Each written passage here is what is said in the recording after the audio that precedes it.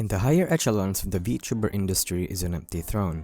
In the Hall of Fame, showcasing the most important VTubers in history, lie a dusty frame, and in this frame is the face of a certain dragon who has done so much for the industry in the little time that she was active. This was a VTuber whom the entirety of the VTubing community must know and celebrate. This VTuber is Kiryu Coco.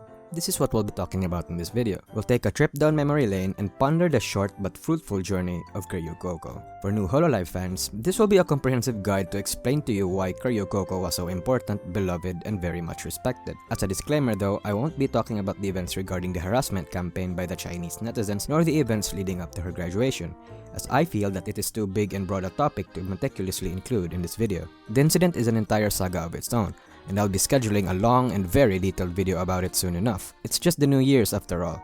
We should celebrate it positively by remembering the life of Kiryu Coco. So Watson, take us back to October of 2019.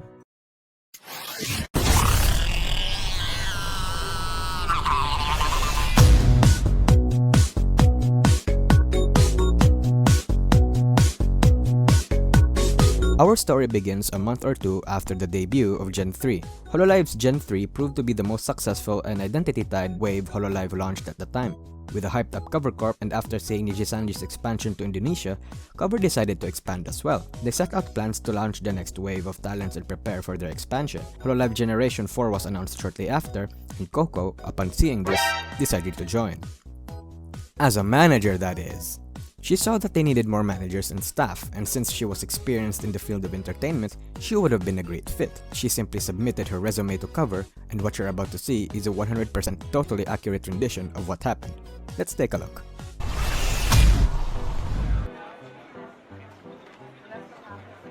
So you're applying to be manager, right?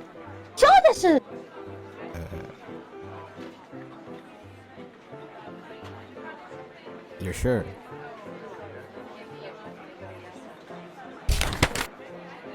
You're really sure?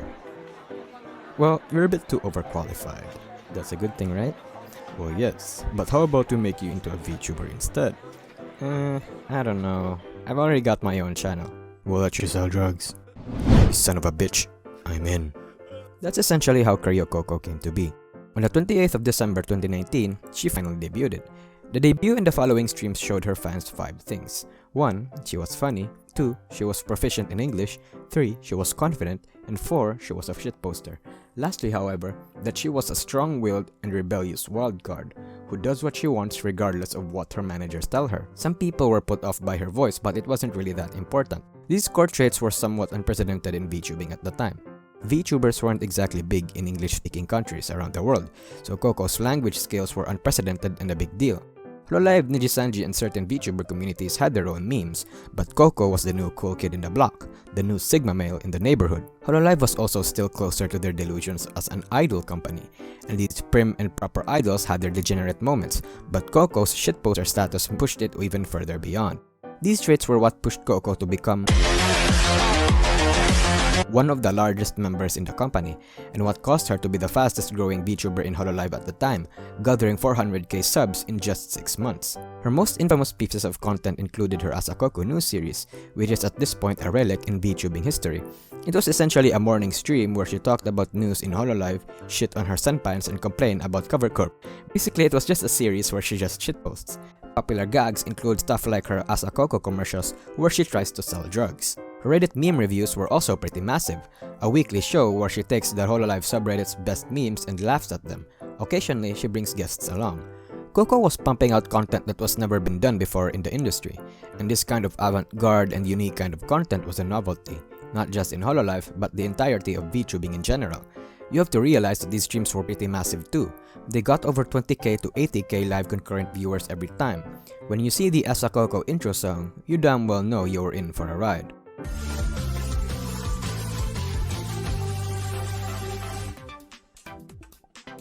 Good morning, motherfuckers! However, things weren't that well for Coco herself. She actually struggled a lot for the first few months of her debut.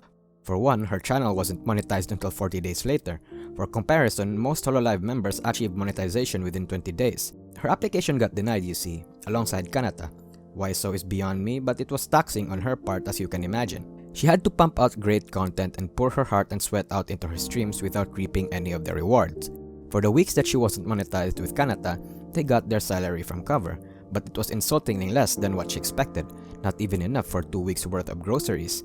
Suffice to say, she wasn't living a healthy life. There was even a time where Coco only lived in an empty room and sleep on the floor with a futon, giving her health problems like insomnia and back pain. Kanata and Coco bonded over their circumstances and got really close. However, come the 7th of February 2020, and the floodgates finally opened. Coco finally got monetized and was golden showered with super chats. She reportedly earned over 8 million yen in Japanese super chats alone. That's around 75k US dollars, mate. Earned only through super chats, excluding ad revenue. At that time, she only had 200k subscribers, so this was very much unprecedented. It just goes to show how much her fans loved and wanted to support her. Within the next few months, she blazed to the top of the worldwide super chat rankings and became one of the top VTubers too. Her growth and popularity became a phenomenon, even in Japan, since it was her that kickstarted the super chat cultures in Japan, like the blue flushing tradition where viewers spam blue super chats whenever VTubers go to the toilet. Other than this, Coco was also something of a second Fubuki. Fubuki is well known for her admirable will to defend her friends and help them however she can. We all know this, but what you might not know is that Coco is the same too. For example, she helped Watame's internet problems and turned it into a gag. What was once a frustrating issue with the viewers suddenly became the funniest shit ever. She sold and advertised Kanata's merch internet historian style after it didn't sell very well. She comforted Aqua, helped Russia, Roboco, and finally Hachama, which was the deed that started the incident in the first place. Again, details on another video. Ultimately, she was a person that united the company. She was a great entertainer and an even greater person. This kindness wasn't just extended to Hololive members though. When Melody got shit on the internet for being a cam girl, Coco took the initiative to defend her despite risking a potential earful and even more unrest in her management. Like I said, she was a rebellious wildcard. She fights for the things she believes is right and gives fans what they want if she could help it. Soon enough, however, came one of the most legendary streams in VTubing history, and this stream was her 3D debut. Come on. Are 100% like American. She's half American, that's definitely American, man. 3D streams are one of the most anticipated kinds of content from a VTuber, often getting more views, super chats, and general engagement. However, Coco's 3D debut blew that out of the water and set the bar extremely high, peaking at 106k viewers. It was the most live viewers a VTuber had achieved at the time, to my knowledge at least. If I'm wrong, please let me know in the comments. Coco got 50k USD or roughly 6 million yen in super chats too, which further kept her status as the top 1 super chat earner. All of this is to tell you that Coco was a big deal. As I've mentioned in my video talking about how Hololive beat Nijisanji in expansion, Coco was a major reason as to why that happened. Cover struck pure, refined, and glistening diamond with Coco. And to think that she was just supposed to be a manager. I like to imagine a timeline that Amelia didn't fuck with and just had us know Coco as C-chan. However, I haven't told you what I think is her biggest contribution to the industry, and this contribution is basically bridging Japan to the rest of the world. With her being a shitposter, it was only natural that she'd attract Westerners. See, until Coco came along, VTubing was just its own bubble in Japan and China if I stretch it. Coco was one of the factors that popped that bubble. Again, this was done through her meme reviews, English teaching streams, and as a Coco. Her greatest act to this end, however, was the formation of Hololive English. When Hololive English was a booming success, that was when VTubing started to get really mainstream. What you might not know, especially to new fans, is that Coco played a hand on its existence. Coco proposed the idea of a Hololive USA to Cover Corp in a time where every VTubing agency was catering exclusively to Japan, Indonesia, and China. Seeing how VTubing was slowly gaining traction overseas, Cover took the suggestion and announced the Hololive English auditions, with Coco herself marketing it as well. Suffice to say, Cover's gamble on heading to the English market before anyone else paid off extremely well, to a point where their step into the West was what made them become the world's premier VTubing agency, and they have Coco to thank for that. The VTubing industry then was very young and small. It was a dark cave. People wanted to explore that cave but only tiptoed at the edges of the dark. Coco, however, walked bravely towards that darkness.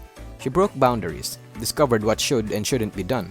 She founded cultures, started trends, and left her mark in an industry that was still very young. Coco carved a path for VTubers, and it's only right that we recognize the achievements she made in only 1 year and a half and celebrate it. If you're a new fan that just got into Hololive and VTubers, I hope you now understand why people hold Kiryu Coco in such high regard. She was key into the evolution of VTubers, and without her, Hololive and VTubing in general wouldn't be the warm and comfy rabbit hole that we know it as. Thank you for watching this video. If you liked it, leave a like. If you wanna add something or think I'm missing something, let me know in the comments. Subscribe for more content. I plan to cover more videos like these in the future.